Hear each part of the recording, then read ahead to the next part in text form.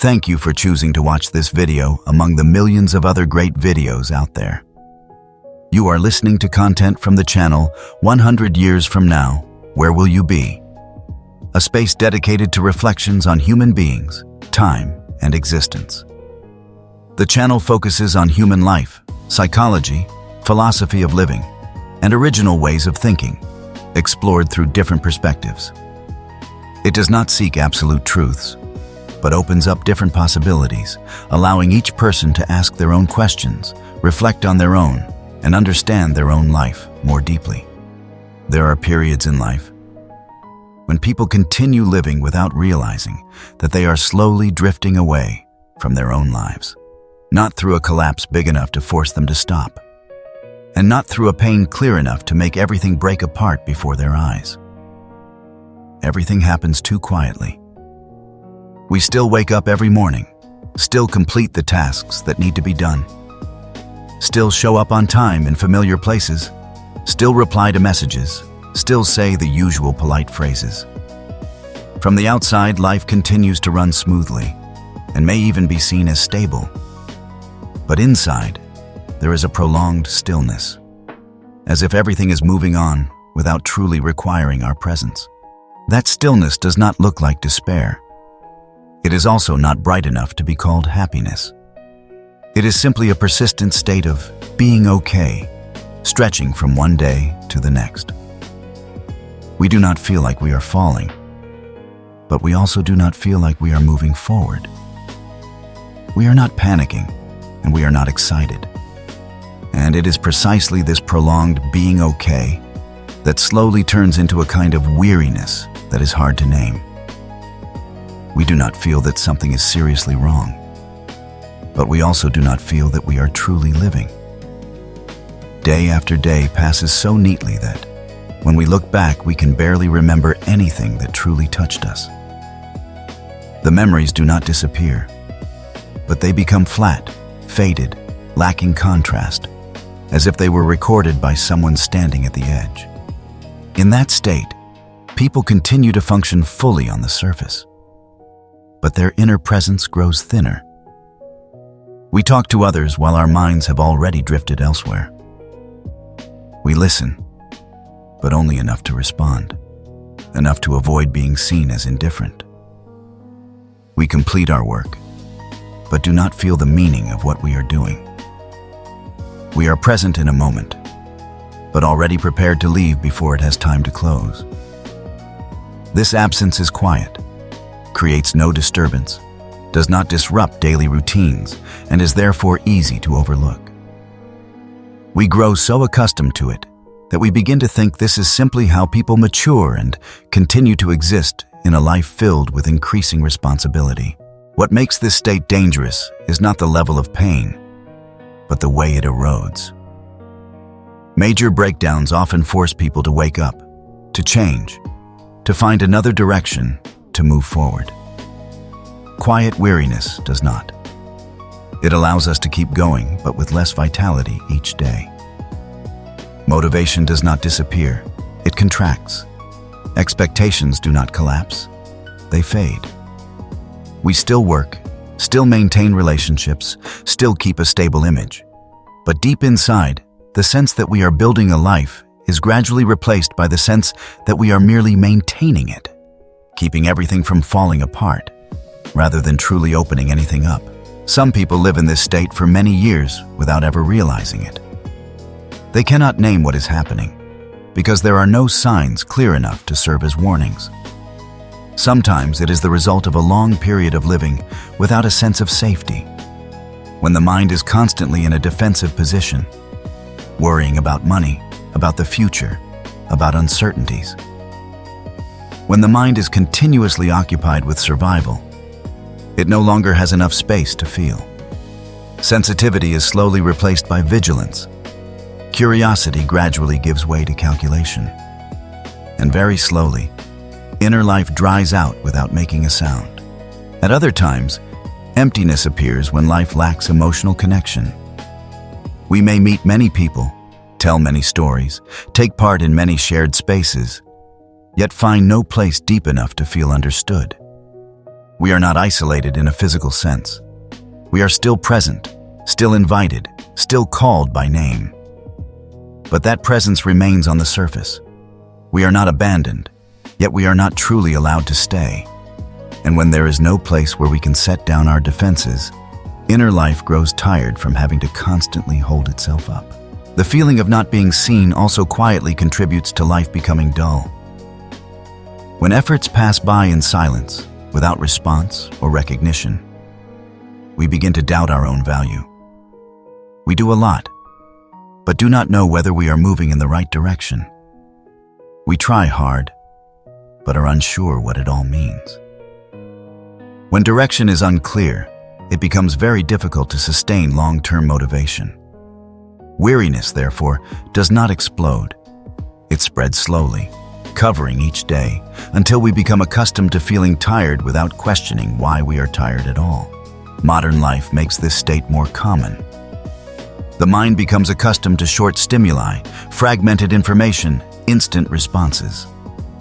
We begin many things, but rarely stay long enough with any one thing. We move from one task to another so quickly that we never have time to feel the depth of any experience. When we lose the ability to tolerate slowness, we also lose the ability to feel meaning.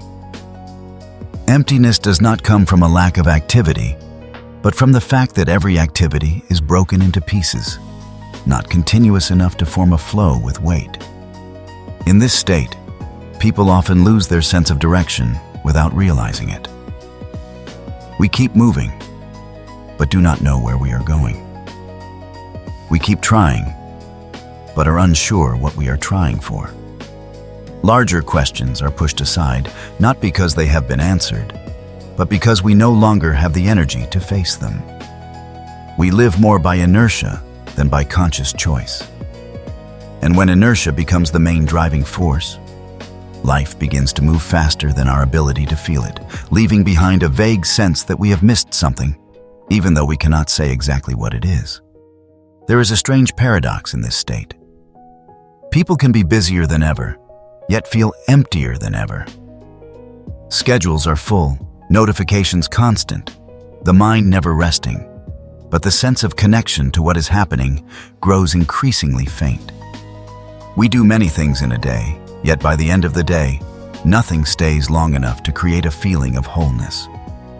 Weariness does not come from doing too much, but from having nothing deep enough to truly be inside.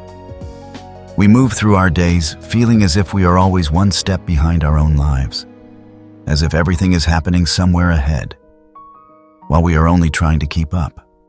In rare quiet moments, this feeling often becomes most visible. When noise settles, when there is nothing that needs an immediate response, when screens are turned off, we suddenly find ourselves standing before an uncomfortable emptiness. Not because there is nothing to do, but because we no longer know what we want to do. We grow so accustomed to being pulled along by schedules and expectations that when that pull disappears, we lose our bearings. This emptiness does not arrive violently. It simply sits there, quietly, enough to make us restless and eager to fill it with anything familiar. Many people try to escape this feeling by speeding up. More work, more goals, more plans. Believing that if they stay busy enough, the emptiness will disappear. But often, the opposite happens. When the pace of life is pushed beyond our capacity to feel, weariness is only covered up, not resolved. We may achieve more, but our sense of connection to life does not grow accordingly. Sometimes, it is precisely when we reach what we once wanted that we are surprised to find ourselves feeling little joy. There is a deeper reason why this state is difficult to escape. We have grown accustomed to evaluating life from the outside. We look at progress, results, feedback, recognition. We measure where we stand compared to others, compared to what is considered acceptable. But we rarely return to ask how we actually feel while living within that rhythm.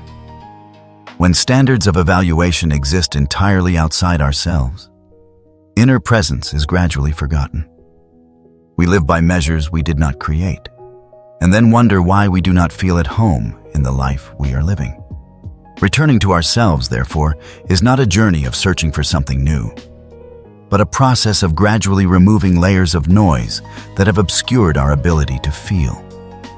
This requires great patience because the first sensations are often uncomfortable. When life slows down, we do not immediately feel relieved.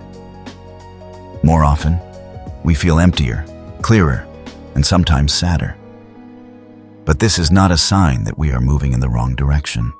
It is simply the first time in a long while that we are truly seeing what has been neglected. From that point, life does not need to be changed through dramatic decisions.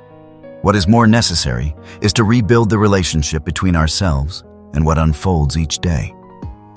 Not by forcing ourselves to find meaning in everything, but by allowing ourselves to stay long enough to feel. A task done a little more slowly, a conversation not interrupted by a phone, an evening that does not need to be productive. When we give ourselves permission not to optimize every moment, life begins to have space to breathe. Focus, in this context, is not the ability to force attention, but the ability to choose. Choosing not to do too many things at once. Choosing not to respond to every stimulus immediately. Choosing one thing and staying with it, even when it does not initially bring excitement. When we stay long enough, initial discomfort may give way to another state, a state in which time is no longer felt as something passing by, but as something being lived. In that state, we no longer need to constantly ask what we are doing with our lives. The question recedes, because we are busy being inside life itself. Rebuilding connection with others follows a similar path, not by expanding our social circle, but by deepening the connections we already have. This does not require grand conversations or dramatic sharing. Sometimes it is simply allowing a conversation to move more slowly. Not rushing to conclusions, not rushing to give advice, not rushing to change the subject when emotions begin to touch something real. When we allow silence to exist in dialogue, we also allow presence to return. There are very small moments that carry decisive weight in this process. A meal eaten without doing something else at the same time. A morning without reaching for the phone immediately after waking. A walk without headphones. These moments do not create instant change, but they remind us that we are still capable of being with life without needing to escape from it. When such small moments are repeated often enough, they form a new foundation for a sense of presence. What matters is not turning this process into a project that must be completed. When we begin placing pressure on ourselves to live deeply or feel more, that pressure itself pushes us further away from life.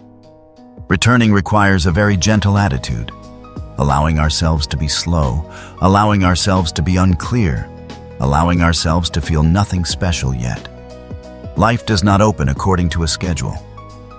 It opens only when we stop forcing it to have meaning immediately. Living fully does not mean never feeling tired, lost, or empty.